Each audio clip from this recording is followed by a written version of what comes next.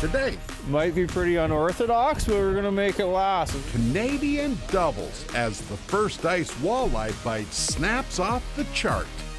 Tony Roach drives north to find safe ice and the season's first fish. Find out where as we get you dialed in.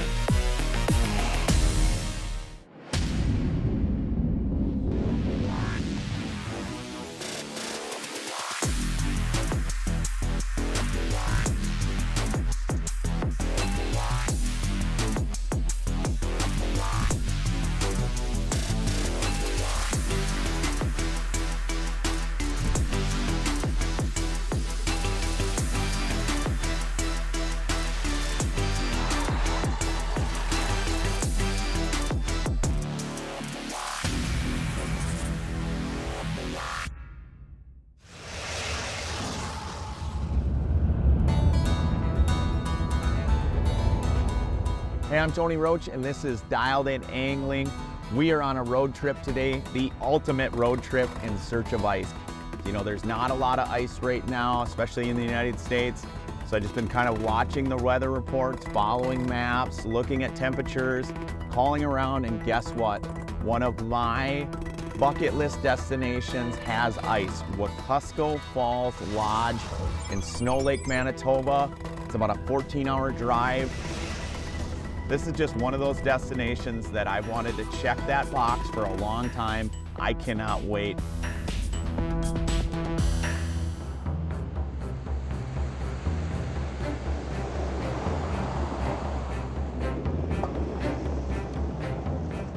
Hey man. Brian, thank you so much for having us up here. Yeah, welcome to Northern Manitoba. I'm so happy to be here, man. It's gonna be a blast, and actually I got an awesome treat for you. We're gonna jump in my truck and go to a backcountry lake, which the first ice bite can be absolutely incredible. So fronty, it's looking good, so hopefully we just slam them. Oh, I cannot wait. Wekusko Lodge, remember that. Yeah.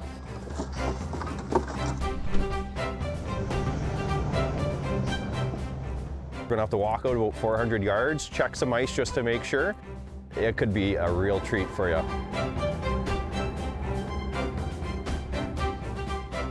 We're sitting on 8 or 9 inches of solid ice. That's great.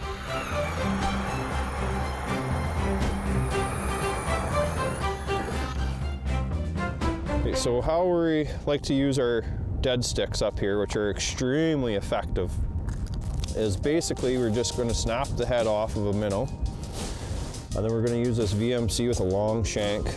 This is only 1/4 ounce, and I just thread it through the back and get it as far in and replace it in the head. And then what I make sure that I do is I turn the knot sideways, so when this goes in the water, this will actually sit completely horizontal. I find that if you turn your knot and your knot is sitting upright, we don't get near as many fish as when you turn that knot sideways, and keeps that bait completely horizontal once in the water. And the fish eat it up. Always on it. There you go. We haven't even got set up with the spoons yet, and you're already getting them on the dead sticks. I do a ton of dead sticking, and I found it really cool how you hooked that bait. We're actually using like what I would consider an open water VMC moon eye jig, but the way that you took that salty, he put it on horizontal and he's dropping that bait down. That's a beauty, dude. Not too shabby. Oh crap! Like, is it so sad when you can't even go fishing when your dead stick keeps going? Oh, it's a better fish. See how I'm drilling right next to Brian's dead stick hole? That's exactly where I'm going to be jigging here in a second. Oh, dead stick. I can't even fish. We just got to Wekusko. I can't even get my line down there. Brian's just catching them like crazy. I'll hold Brian's fish for you. Brian just got a double on the ice, and I'm not even in the water yet. Going crazy. Oh, it's awesome. That's a lot of fun, though. I gotta get in the water. I haven't even dropped my spoon in yet. My first official bite, my first official drop, and that fish just came up and smoked it. Oh my gosh. No, not a giant, but it's a start. Look at that, again, that roach spoon is just completely buried. You got another one? I'm trying to not fish, I promise. This is what you call being dialed in. They are coming through in waves.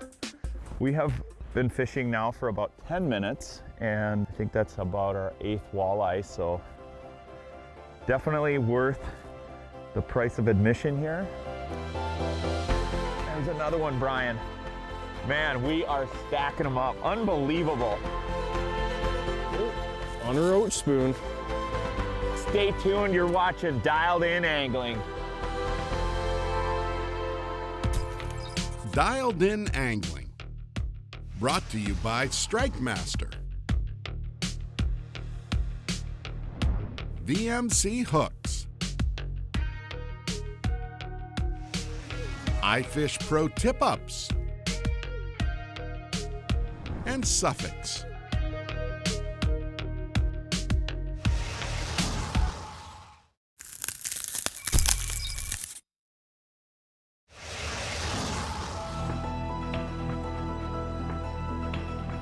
There we go, fish on.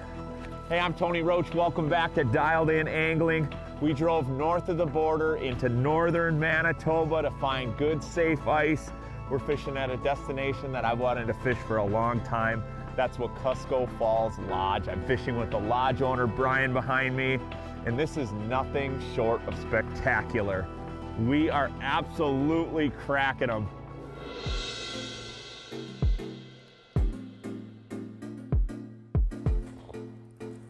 That thing smoked it. This is not a light bite situation. They are cracking it, and they're really keying in on that treble hook. That's why I designed the Rattlin' Roach spoon. You know, with that dress treble like that, and especially with the marabou hair, it gives it so much action in the water. You really don't have to jig that bait that much, and those fish key in on that. They see that, they strike that, so you get better hookup percentages with or without bait. I literally, the first drop I used a minnow head. The rest of the day, I've just been fishing the Roach spoon without any bait. Unbelievable. In addition to the dress treble hook, this spoon has a lot of really cool features, distinct features. It's got a glass rattle chamber with small beads. That gives it a subtle rattle. It's not that real loud rattle chamber, but enough to drive fish into your location. It's also got a different profile of the spoon. It's got a little bit of a sway or curvature to the spoon itself. That gives it just a little bit of a fluttering action. I wouldn't classify this as a flutter spoon, but on big rips or big swings, you will get a little bit of fluttering action. And of course, adding that split ring to the top gives that bait a lot of action as well that just drive fish wild. There he is. You know, when I'm fishing spoons, I tend to keep it above the fish. I'll fish a little bit higher in the water column and get them to chase it up. Like right now, I mean, they're just cracking it. Look at that. Almost every bite I've had, my line has gone slack because they just absolutely inhale that spoon. Now, as you can see, I fish a little bit higher in the water column, and I kind of can test their mood then to see how aggressive, how active they are. If they start to go away, I'll just drop that spoon, hit the bottom, and then bring it back up, and these fish are just charging right back in and cracking it. So when we're outside hole hopping like this, I love using monofilament. With monofilament, you don't have to worry about it freezing on the spool. Line management becomes really key. But when I'm fishing mono, like a lot of other species of line, I almost always use a swivel just before my presentation. That helps with any line twists, anything like that. Yeah, Tony, I completely agree with the barrel swivel. And the other thing I'll do is when the ice gets really deep, you tie a longer lead, and when your barrel swivel comes up above the ice level, then you know that your fish is right near and it's time to start getting ready for them to coming up the hole. Not bad for just dropping it down and having a fish on instantly. Well, we definitely have the numbers nailed down. I'm still in search of that Wekusko Falls giant, but first, Travis Frank is in with today's Ice Bite.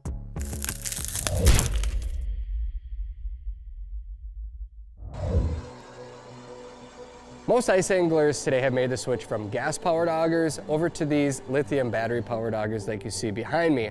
They have no noise, no gas, no oil, and they cut through a ton of ice. Today I want to talk about how we get the most out of these lithium batteries in the extreme ice conditions we face and to keep them lasting for years.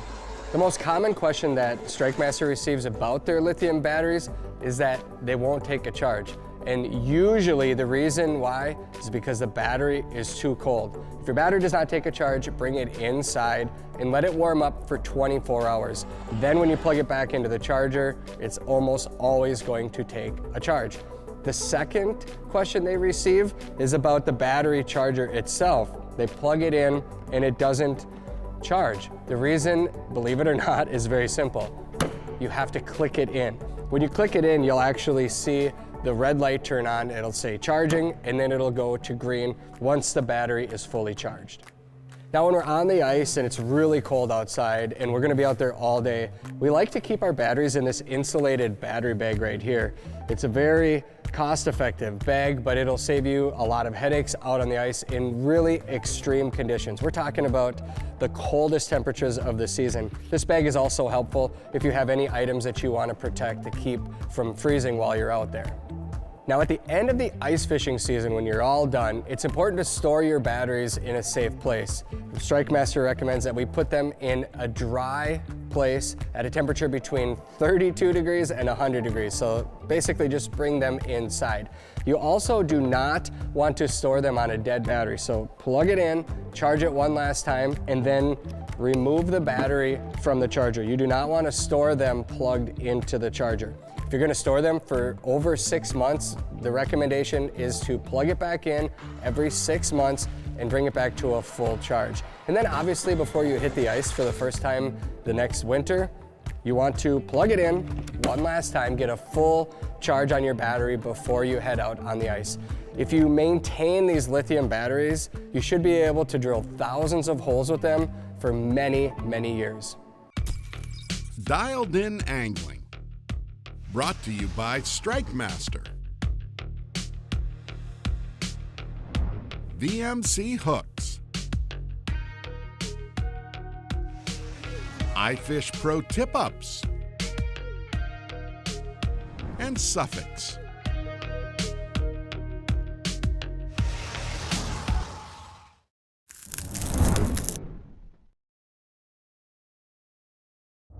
Hey everybody, Bill Shirk with this week's ice report. Oh my, what a difference 1 week makes. We have ice and we are starting in Webster, South Dakota.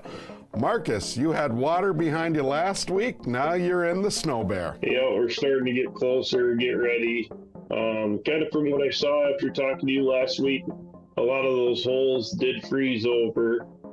We gained a little bit. Guys are saying anywhere from 3 to 5 inches in our area on the small stuff. I've seen a few fish being caught so far, so. Okay, it's time to get to Red Lake and Lake of the Woods, where Brian Beef Sather is keeping tabs on things. Brian, a lot of people suddenly on the ice. Yeah, you can definitely tell we have some decent ice up here right now because the population's doubled and we have people fishing, so it's pretty awesome. When you got out, what did you find for conditions? Some of the clearest ice I've ever seen, believe it or not. We have anything between 4 to 7 inches of ice on Red Lake, and on the Rainy River, I'm pushing between 4 and 5 inches on both bodies of water. This is the first report of the season. What are they biting on? So I'm using 2 lures, and I love the new Rattle and Roach spoon from VMC. That one there, that marabou's just fluttering away. Fish are going nuts on it. And then here's my little secret for the week. If you venture up and you want to fish the river, I've been using the Sleek jig by VMC. It's a 3/8 ounce jig. Put a frozen shiner on the thing. Let the current do all the work. It's money. Next, we're off to the Brainerd Lakes area. Nick Sakala joins us. Hey, I've seen pictures of walleyes and ice. What's going on up there? Yeah, Bill, we're still progressing on ice. Even with these warmer temperatures, you know, our lakes are still starting to skim over and gain some ice on some of the smaller lakes. Mille Lacs, even on the west side, I drove by yesterday and it was skimmed over as far as the eye could see. Pat McSherry is keeping an eye on things in northern Minnesota. I know most of the big lakes are still open, but you've got reports from people getting out on small lakes. Yeah, Bill. You know, the weather's been a little bit warmer than we would like. The daytime highs are kind of in that low to mid 30 range. But the nights have been cold enough to where guys are still able to get out and walk out on these smaller lakes that are holding. It's just enough for guys to get out on the lake, get the kind of the bugs worked out on their ice gear, and get out and catch some fish. Now we're going to head east to Wisconsin, where Captain Adam Rasmussen will be covering both Green Bay and Sturgeon Bay for us. Good to see you. You're home from a trip down south. It sounds like you guys aren't going to have ice for a while. Those smaller lakes on the Winnebago system are starting to freeze. They're not anywhere near locked up enough to go fish on.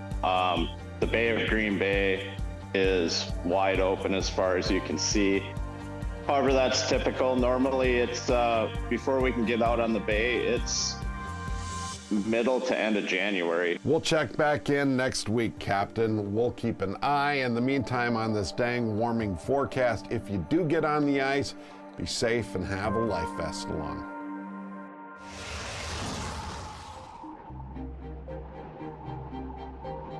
I'm Tony Roach. Joining with me today is Brian Bogdan.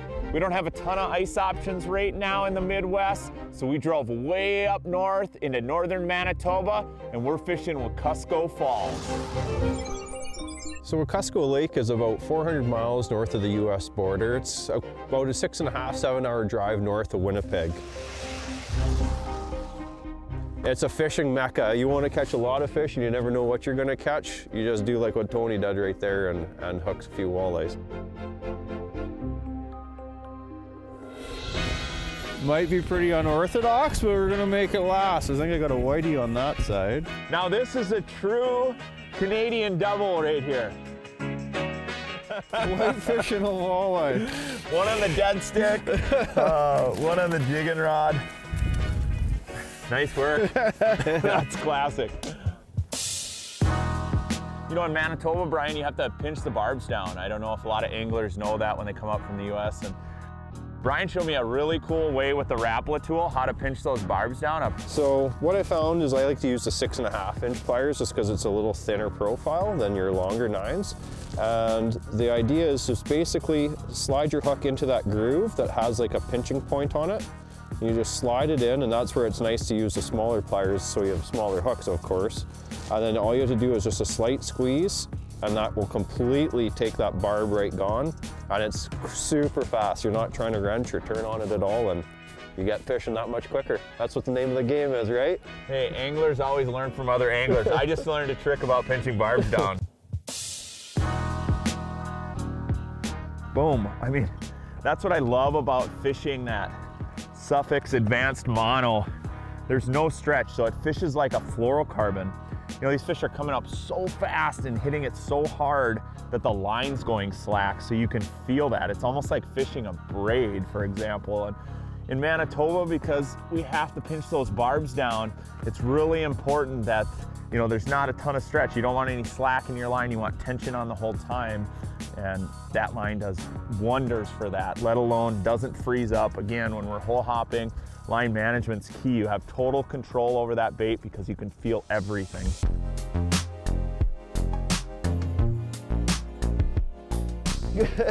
Nice work. Oh, the fishing action continues to be red hot at Wekusko Falls. You're watching Dialed In Angling.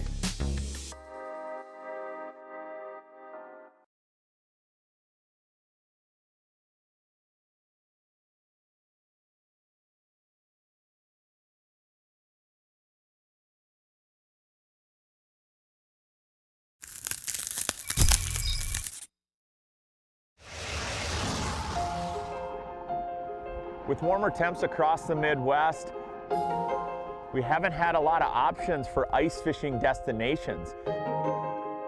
So we picked Wekusko Falls. We called Brian Bogdan, the owner, and said, hey, we want to come up, film a show with you, and he was all about it. This is a destination that I've wanted to do for a long time, and man, I couldn't be happier. We are absolutely wailing on them. Oh.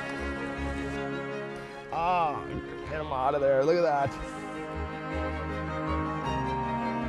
Brian took us out in the back country. We're driving down these logging roads. We load up the sleds, we walked out to the destination. How many times can you say you walked out to a spot and absolutely wailed on the walleyes? Not bad for just dropping it down and having a fish on instantly. Beauty. I mean, what a great experience. Brian, it's definitely been one of those perfect weather days, kind of the perfect storm for catching walleyes, early ice. Oh, look at the size of this whitey. Yeah, when we get these fronts that come through and it just holds overcast with snow scattered through, I don't know what it does with fish, but it makes them want to munch in a hard way. Walleye fishing in the winter, it seems like a lot of times you cling to those bite windows, but if you can get these fronts throughout the day, they just chew all day long. It would not be a Canadian trip without a Canadian shore lunch. And let me tell you, the best thing on the ice when you want lunch is a hot lunch. Oh, especially when your hands are cold from handling so many fish. Wet and cold, nice hot fish. Oh, unreal. Oh, you gotta try it first. I gotta put more in. You don't have to twist my arm, man. Nothing better. Oh, that's incredible. And that's what you call fresh fish, right? Right on. Oh, it feels so good to be back on the ice again. This is one of those magical first ice days that is just gonna be etched in my memory for a long time. There we go, Brian. There we go. Oh, nice fish. We have caught so many walleyes today.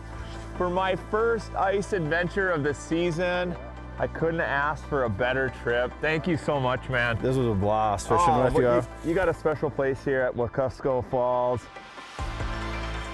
What a great fishery. I mean, I've only scratched the surface, obviously. Hey, next week, we're gonna be back in the US. There's a lot of ice opportunities opening up across the Midwest. I guarantee it, you're gonna wanna tune in next week and we're gonna get you dialed in.